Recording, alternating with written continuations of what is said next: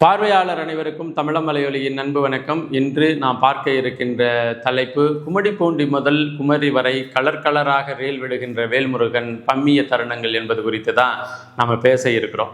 இன்னைக்கு காலையில் சென்னை பத்திரிகையாளர் பெருமன்றத்தில் தமிழக வாழ்வுரிமை கட்சியினுடைய தலைவர் திரு வேல்முருகன் ஒரு செய்தியாளர்கள் சந்திப்பை நிகழ்த்தி இருந்தார்.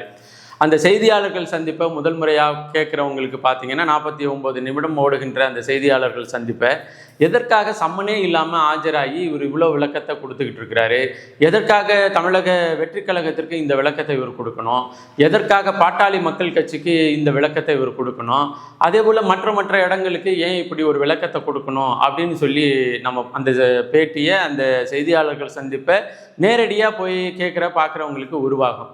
ஆனால் இதே தமிழக வாழ்வுரிமை கட்சியினுடைய தலைவர் திரு வேல்முருகன் அவர்கள் கடந்த ஜூன் மாதம் 1ஆம் தேதி சேலம் மாவட்டம் பள்ளப்பட்டியில் நடந்த அதாவது 500 பேர் மாற்றுக் கட்சியிலேருந்து வந்து சேர்ந்ததாக இவர் சொல்லுகின்ற அந்த கூட்டத்தில் இவர் பேசின 1.25 மணி நேர பேச்சு, அந்த பேச்சுக்கு பின்னாடி வெளியில் வந்த எதிர்ப்புகள், அந்த எதிர்ப்புகளுக்கு அப்புறம் இந்த செய்தியாளர்கள் சந்திப்பு நீங்கள் அவர் சொன்ன செய்திகள் எல்லாம் பார்த்தீங்கன்னா அதான் என்ன, கும்மிடிப்பூண்டி முதல் குமரி வரை கலர் கலராக ரயில் விட்ட வேல்முருகன் பம்மிய தருணங்கள் அப்படிங்கிறது தான் நமக்கு ஞாபகம் வருது.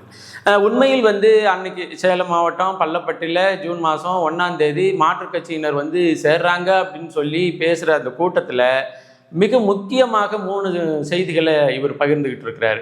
இந்த 3 செய்திகள் 3 கட்சி குறித்தோ அல்லது இவருடைய விளக்கம் குறித்து பார்க்கும் பொழுது ஒரு சாதாரண அரசியல்வாதியாக இவரை பார்க்க முடியல. இவரை ஒரு பெரிய அச்சந்தறிகின்ற ஒரு அரசியல்வாதியாக பார்க்க முடிகிறது. இனி வேல்முருகன் வந்தாலே அப்படியே ஒதுங்கி ஓடி போயிடணும் அப்படிங்கிற ஒரு சூழல் இவர் பேசின பேச்சிலிருந்து நமக்கு உருவாகிறது. அதே போல் வேல்முருகன் சொல்லி நம்ம யூடியூப் சேனலில் இனி பேசவே கூடாது, அவ்வளோ பயந்து வருது அப்படிங்கிற மாதிரி இவருடைய பேச்சு இருந்துச்சு அப்படின்னு தான் சொல்ல தோணுது. ஆனால் பேசி முடித்த பிறகு இன்றைக்கி செய்தியாளர்கள் சந்திப்புலலாம் பார்க்கும் பொழுது ஏன் இவ்வளோ பண்ணணும், எதற்காக அவசரப்பட்டு அங்கே பேசணும் வீராப்போட, எதற்காக இங்கே நான் அப்படியெல்லாம் பேசலைங்க, நான் அது மாதிரியெல்லாம் பேசியிருந்தா நீங்கள் சொல்லுங்கள், நான் இந்த அர்த்தத்தோடு தான் பேசினேன்னு எதற்காக சொல்லணும் அப்படிங்கிற கேள்வி தான் இந்த செய்தியாளர்கள் சந்திப்பு முடியும் போது நமக்கு உருவானுச்சு. அந்த பள்ளப்பட்டியில் நடந்த அந்த கூட்டத்தில் அவர் பதிய வச்ச முதல் கருத்து அப்படின்னா என்ன கருத்தை சொல்லலான்னா, இந்த வேல்முருகன் யார் என்று தெரியாமல் பல பேர் இன்றைக்கி யூடியூப் சேனலில் பேசிகிட்டு இருக்கிறாங்க, சமூக வலைதளத்தில் எழுதிக்கிட்டு இருக்கிறாங்க. வேல்முருகன் வேணும்னா இன்றைக்கி வெள்ளை சட்டையும் கருப்பு பேண்ட்டும் போட்ட ஒரு நாகரிகமான அரசியல்வாதியாக இருக்கலாம். ஆனால் வேல்முருகனை பகைத்து கொண்டால், வேல்முருகனை எதிர்க்க நினைத்தால் என்ன ஆகும் என்பது எல்லோருக்கும் தெரியும். அதாவது முந்திரி காட்டில் உயிரற்ற நிலையில் தலைகீழாக தொங்க வேண்டிய நிலை உருவாகும் அப்படின்னு ஒரு பேச்சை பேசியிருக்கிறாரு. அதில் தொடர்ச்சியாக பல கடந்த கால ரெக்கார்டு, அதாவது கடந்த காலத்தினுடைய சாதனையை வாசிப்பது போல கடந்த காலத்தில் தன்னுடைய ரெக்கார்டு அப்படின்னு சொல்லி பலதை வாசித்தார். ஒரு காவல் அதிகாரி எங்களை எதிர்த்தார், அவர் இன்று இல்லை, அவருக்கு உயிரும் இல்லை. அதே போல் அவர் அங்கே இருந்தார், அவர் இங்கு இல்லை, அவருக்கு அதுவும் இல்லை அப்படின்னு நிறைய பேசிக்கிட்டே வந்துக்கிட்டு இருந்து, இது போன்று நீங்கள் என்ன சொல்கிறது, சமூக வலைதளங்கள்லேயோ யூடியூப் சேனல்லையோ தொடர்ந்து விமர்சித்தால் இந்த வேல்முருகன் கடந்த காலத்தை மறக்கவில்லை என்பதை நீங்கள் மறந்து விடாதீர்கள் அப்படின்னு. உண்மையிலேயே அதை கேட்ட பிறகு ஐயோ இனி வேல்முருகன் பற்றி பேசவே கூடாதுங்க, பயந்து வருதுங்க அப்படின்னெல்லாம் நினச்சது உண்டு. நமக்கு இன்றைக்கி செய்தியாளர்கள் சந்திப்பெல்லாம் பார்த்த பிறகு எதுக்கு அப்படி பேசணும் அப்படிங்கிற ஒரு கேள்வி தான் வந்துச்சு. அடுத்த 2வது இது தமிழக வாழ்வுரிமை கட்சியினர் என்னுடைய தலைவராக இருக்கின்ற திரு வேல்முருகன் விஜய் நடத்திய ஒரு நிகழ்வு குறித்து விமர்சித்தது. அதுவும் அடிப்படை நாகரிகமற்ற சொல்லாடலை பயன்படுத்தி, அதுவும் பொதுத்தளத்தில் அரசியலை செய்கின்ற ஒரு அரசியல்வாதியாக, அதுவும் லட்சோபலட்ச தொண்டர்கள் கும்மிடிப்பூண்டியில் வரை முதல் குமரி வரை இணைந்து கொண்டிருக்கிற ஒரு இயக்கத்தினுடைய தலைவராக பேசிய பேச்சா நம்மளால் பார்க்க முடியல. இப்போ எப்படி வேல்முருகன் அவர்கள் திராவிட முன்னேற்ற கழகம் நேரடியாக தமிழ் தேசிய தளத்தில் இருக்கின்ற பிள்ளைகளை விலைக்கு வாங்க முடியல என்பதை புரிந்து கொஞ்சம் மனசாட்சியில் மன வருத்தம் இருக்கின்ற அந்த பிள்ளைகளையா தேடி ஒவ்வொரு கட்சியிலேருந்து வர்றவங்களுக்கு இந்த தொகையை கொடுத்து வாங்கி வச்சுக்கோங்க, உங்கள் கட்சியில் நம்மளுக்கு பயன்படுவாங்க அப்படின்னு சொல்கிற மாதிரியும் சொல்லி அது போன்ற வேலைகளை எப்படி தமிழக வாழ்வுரிமை கட்சி செயல்படுதோ அதேபோல் தமிழக வெற்றி கழகம் வந்து ஒவ்வொரு வருடமும் இந்த தமிழ்நாட்டில் தேர்வில் வெற்றி பெற்ற 10ஆம் வகுப்பு மற்றும் 12ஆம் வகுப்பு மாணவர்கள் மாவட்ட வாரியாக முதல் 3 இடங்களை பெற்றவர்களை அழைச்சிட்டு வந்து அவர்களுக்கு சிறப்பு பரிசையும் ஊக்கத்தொகையும் சான்றிதழையும் கொடுத்து அவர்களுக்கு மதிய விருந்து கொடுத்து அவர்களை அனுப்பி வைக்கிறது ஒரு தொடர்ச்சியாக பண்ணிட்டு வராங்க. அவர்களுக்கு அதற்கு பின்னாடி இந்த நம்ம வந்து பாராட்டி அனுப்புகிற பிள்ளைங்க குடும்பம், அந்த குடும்பத்தோட சொந்தக்காரவங்க இவங்களுடைய வாக்குகளை கூட அவங்க கணக்கில் வச்சு செய்யலாம், அது ஒரு பிரச்சனை இல்லை. ஆனால் இவர் என்ன அந்த நிகழ்வை பற்றி திரு வேல்முருகன் என்ன பேசுகிறாருன்னா, தமிழகத்தினுடைய பெற்றோர்கள் தங்கள் குழந்தைகளை பண்பாடற்ற முறையில் வளர்த்து வருகிறார்கள். புதிதாக ஒருவர் கட்சி தொடங்குகிறார், அந்த கட்சி தொடங்குகிறவர்கள் வந்து அழைத்து பாராட்டு வைத்தால் அங்கு போய் அவரோடு நின்று லிப்கிஸ் கொடுக்கின்ற அளவிற்கு பண்பாடு சீரழிந்து போய்விட்டது அப்படின்னு சொல்லி இவ்வளோ வக்கிரமாக இதை பேசியிருக்கிறாரு அந்த கூட்டத்தில். ஆனால் உண்மையிலே அந்த கூட்டத்தில் திரு விஜய் அவர்கள் வந்து அந்த மாணவர்கள் அணுகின விதத்தை நம்மளால் பார்க்க முடிகிறது. விஜயினுடைய அரசியல் மீது பல்வேறு மாற்று கருத்துக்கள் நம்மளுக்கு இருந்த பொழுதும் அதுபோன்று அங்கு எந்த சம்பாஷணைகளும் நடக்கலை. இன்னும் சொல்லப்போனால் விஜய் அவர்களினுடைய மகன் இன்னைக்கு இயக்குனர் அளவில் உயர்ந்து நிற்கிறாப்புல, இயக்குனராக வேலை செய்கிற அளவுக்கு, அதாவது ஒரு 12ஆம் வகுப்பு படிக்கிற மாணவர்களோட உயர்ந்த அளவில் வயதை கொண்ட ஒருவரை தன்னோட மகனாக கொண்டிருக்கிறாரு நடிகர் விஜய் அவர்கள். அப்படி இருக்கும் பொழுது போன மாணவர்கள் மாணவிகள் எல்லாம் தன்னுடைய மகனுக்கு இளம் வயது பிள்ளைங்க, அதை விட சின்ன வயசு பிள்ளைங்க.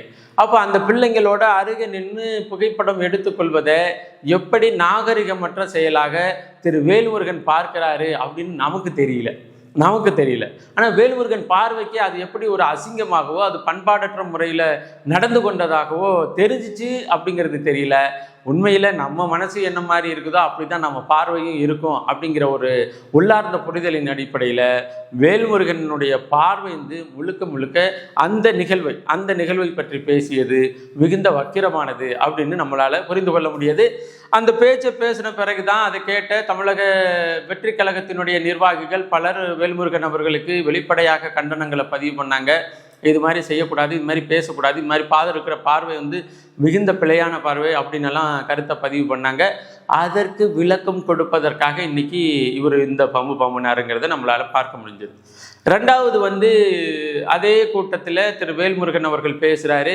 இந்த வேல்முருகன் தமிழக வாழ்வுரிமை கட்சியை வந்து நிறுவி இன்னைக்கு கும்மிடிப்பூண்டி முதல் குமரி வரை லட்சக்கணக்கான தொண்டர்களை இணைத்து ஒரு மாபெரும் இயக்கமாக நாங்கள் நடத்திக்கிட்டு வர்றோம். இந்த பள்ளப்பட்டியிலிருந்து கூட 500 பேர்கள் வந்து இன்னைக்கு வந்து கலந்து கொண்டுட்டாங்க. இப்படிப்பட்ட இந்த வேல்முருகன் இருக்கின்ற தமிழக வாழ்வுரிமை கட்சி எங்கே? இந்த தமிழக வாழ்வுரிமை கட்சியினுடைய நிறுவனர் நான் வந்து பாட்டாளி மக்கள் கட்சியிலிருந்து தான் பிரிஞ்சு வந்தேன், பாட்டாளி மக்கள் கட்சி இல்லாட்டினா எனக்கு பலமே இல்லைன்னு சொல்கிறீங்களே. இன்னைக்கு இந்த வேல்முருகன் வளர்ந்து கொண்டு வருகிறான், அங்கே பாட்டாளி மக்கள் கட்சி வந்து தந்தை மகன் சண்டையில் பிரிந்து கிடக்குது அப்படின்னு ஒரு கருத்தை வச்சுட்டாரு. அந்த கருத்தை வச்ச பிறகு பாட்டாளி மக்கள் கட்சியினுடைய தரப்பிலிருந்து பல்வேறு நபர்கள் பலத்த எதிர்ப்பு குரலை தெரிவித்த பிறகு தன்னுடைய சொந்த சகோதரனை அழைச்சி அங்கே போய் ஏதாச்சும் பேசி சமாதானப்படுத்திட்டு வாங்கன்னு சொல்லிவிட்டு அவர் மருத்துவர் ஐயா ராமதாஸ் அவர்களை சந்தித்து சரி இதெல்லாம் ஒன்றும் இல்லைன்னு பேசி முடிச்சுட்டு வந்த பிறகு இந்த செய்தியாளர்கள் சந்திப்பில் நான் அந்த கட்சியில் இணைந்து பாட்டாளி மக்கள் கட்சி வழிநடத்த வேண்டும் என்று ராமதாஸ் அழைத்ததாக வதந்தி பரவுகிறது. அப்படியெல்லாம் ஒரு வதந்திக்கும் நான் ஆட்பட்டவன் இல்லை. இங்கிட்டு பார்த்தீங்கன்னா மருத்துவர் அன்புமணி ராமதாஸ் நீ எப்பயா இருந்தாலும் என்கிட்ட பேசு வேலு என்று அன்போடு என்னை அழைத்திருக்கிறார். அங்கிட்டு பார்த்தீங்கன்னா நான் வந்து தமிழக வாழ்வுரிமை கட்சி என்கின்ற நிலையில் நான் வளர்ந்து கொண்டிருக்கிறேன், நான் வந்து நல்ல வளர்ச்சியை பெற வேண்டும் என்று மருத்துவர் ராமதாஸ் என்னை வாழ்த்தினார். இதெல்லாம் இன்னைக்கு செய்தியாளர்கள் பெருமன்றத்தில் இவர் பேசிய பேச்சு.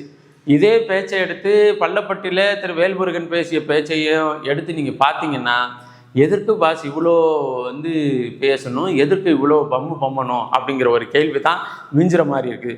இன்னும் சொல்லப்போனால் பொதுத்தளத்தில் மக்களை அணுகும் பொழுது மக்களிடம் நாம் உரையாடும் பொழுது நம்ம மனசிலிருந்து வெளிப்படுகின்ற உணர்வுகள் உணர்ச்சிகள் வார்த்தையாக வெளிப்பட வேண்டும், அப்படி தான் பார்க்கப்படும். அப்படி தான் வந்து நம்ம மற்றவங்க எப்படி புரிஞ்சுக்குவாங்க, நம்ம மனசுக்குள்ளே வந்து நம்ம என்ன நினைக்கிறோம்னா புரிஞ்சுக்குவாங்க. இல்லை, நாம் என்ன பேசுகிறோம், நம்மளுடைய பேச்சு அவர்களுக்கு கடத்துகின்ற உணர்வு என்ன, இதை வச்சு தான் புரிஞ்சுக்க முடியும்.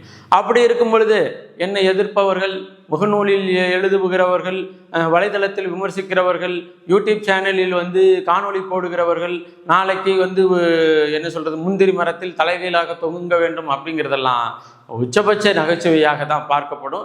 அதுவும் வந்து பொதுத்தளத்தில் ஒரு அரசியல்வாதியாக நின்றுக்கிட்டு இப்படியெல்லாம் பேசுறது வந்து அது ஒரு அழகில்லை. அது ஒரு என்ன சொல்கிறது, சண்டித்தனமாக பேசுறது அப்படின்னு சொல்லுவாங்க. அது தேவையில்லை. அதே போல தமிழக வெற்றி கழகத்தின் நடத்தின அந்த நிகழ்ச்சியை வந்து எல்லாரும் வந்து அரசியலாக பார்க்கின்ற பொழுது இவர் மட்டும் எப்படி ஆபாசமாக பார்த்தாருன்னு தெரியல. ஒருவேளை இவருடைய பார்வையில் அது இருந்திருக்கோ அப்படிங்கிற ஒரு கேள்வி நமக்கு இருக்குது. அதே போல் அந்த கூட்டத்தில் தமிழக வெற்றி கழகத்தினுடைய நிறுவனை பற்றி பேசுனதும் சரி, அடுத்தது பாட்டாளி மக்கள் கட்சி குறித்து அவர் வைத்த கருத்து என்ன, இன்னைக்கு பாட்டாளி மக்கள் கட்சியில் வந்து என்ன சுற்றிலும் இது மாதிரி பேசிக்கிறாங்க, அதற்கு எனக்கும் தொடர்பே இல்லைன்னு கொடுக்குற விளக்கம் என்ன என்பதெல்லாம் பார்க்கும் பொழுது எதற்கு வீராப்பா பேசணும், அதன் பிறகு எதற்காக இந்த பம்மி இந்த அறிக்கையை கொடுக்கணுங்கிறது தான் நமக்கு அதாவது அந்த சம்பாஷணைகளை பார்க்கும்போது திரு வேல்முருகன் அவர்களிடம் கேட்க தோன்றியது என்பதை பதிவு செய்து மீண்டும் ஒரு காணொளி பதிவில் இணைவோம். நன்றி, வணக்கம்.